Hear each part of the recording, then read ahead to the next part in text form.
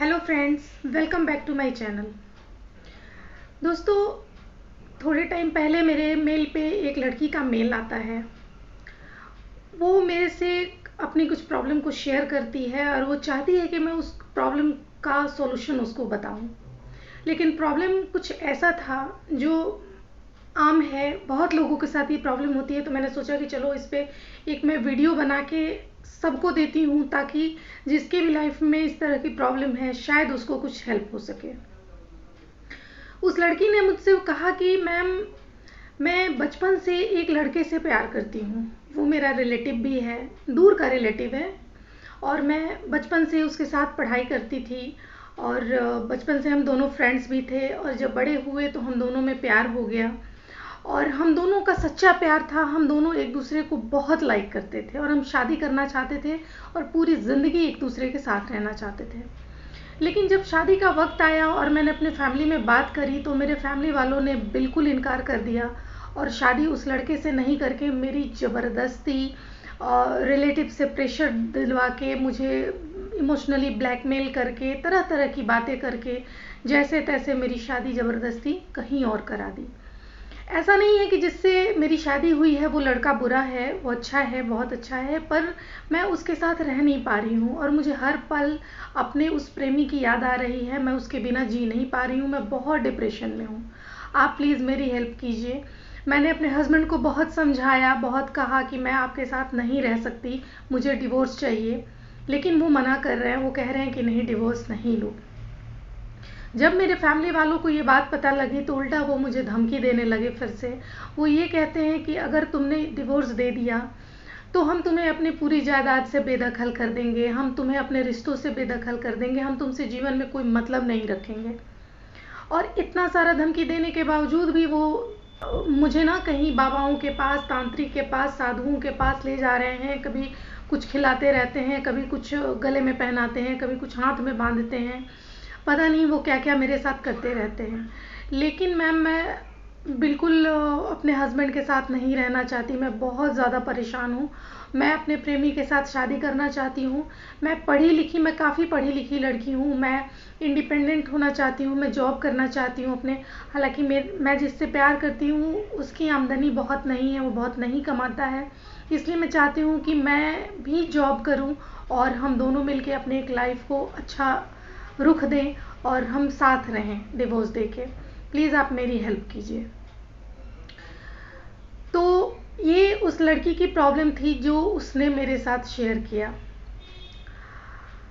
अब इसमें मैं सबसे पहले ये सारी बात सुनने के बाद मुझे तो सबसे पहले सरप्राइज होता है। मैं कुछ बातें, कुछ पॉइंट्स रखूंगी इस पे जो आपके लिए बहुत बेनिफिशियल होगा।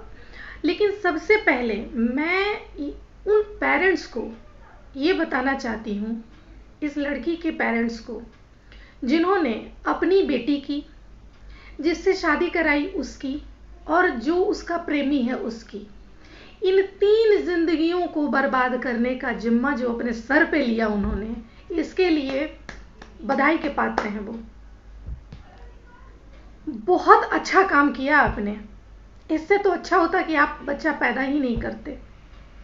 गिन के एक बेटी हुई आपको और उसकी भी खुशी का ख्याल आपसे रखा नहीं गया।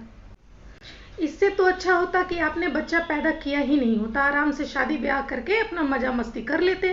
हो गया, क्या जरूरत थी बच्चा पैदा करने की, जब उसकी जिंदगी को इस तरह से कष्ट में धकेलना था। तो अब बताओ, अब क्या सॉल्यूशन है? मैं तो उसके हस्बैंड को भी दोष नहीं देती, उस बेचारे की क्या गलती है, वो तो बेवजह इस जाल में फंस गया।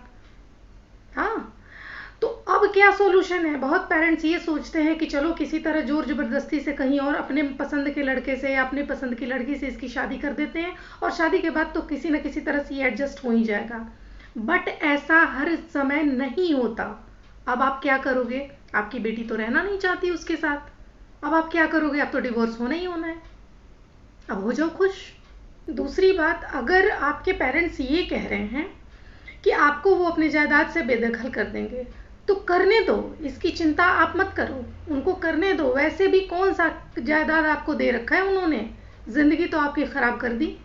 अब क्या जायदाद दे के करेंगे वो? क्या कभी धन संपत्ति से किसी को सुख हुआ है? पहले आप अपनी ज़िंदगी, वो अगर आपको दें भी तो आप मत लेना, तब तक कुछ भी मत लेना जब तक उनको ये एहसास ना हो कि उन्होंने आपके साथ गलत किया है, और जब तक आपके बगल में आके वो खड़े ना हों। ठीक है, इसका मतलब ये नहीं है कि मैं ये कह रही हूँ कि हाँ पेरेंट्स गलत होते हैं, नहीं, वो अपने बच्चों का भला ही सोचते हैं, लेकिन कभी कभी क्या होता है कि ज़्यादा जोर ज़बरदस्ती भी बुरा होता है। आपको अपने बच्चों के मन स्थिति को भी, उसकी भी सोच को, उसके भी दिल को, उसकी भी भावनाओं को समझना पड़ेगा, तभी ये सारी चीज़ें पॉसिबल होंगी। तो धन संपत्ति छोड़ो, सबसे पहले आप अपनी ज़िंदगी देखो। अगर वो बेदखल आपको करते हैं, करने दो, कोई दिक्कत नहीं है। अगली बात है कि ये जो बाबा जी, माता जी, क्या क्या तांत्रिक कहाँ कहाँ लेके जाते हैं लोग, क्या क्या करवाते हैं, ये सारी बेतुकी बातें हैं, ये सारे लोग ढोंगी होते हैं, इन पर आपको बिल्कुल बिलीव करने की ज़रूरत नहीं है। मैं तो अपनी ज़िंदगी में आज तक, आप लोग बिलीव नहीं करोगे कि मैं अपनी ज़िंदगी में कभी मैंने अपनी कुंडली तक नहीं दिखवाई है।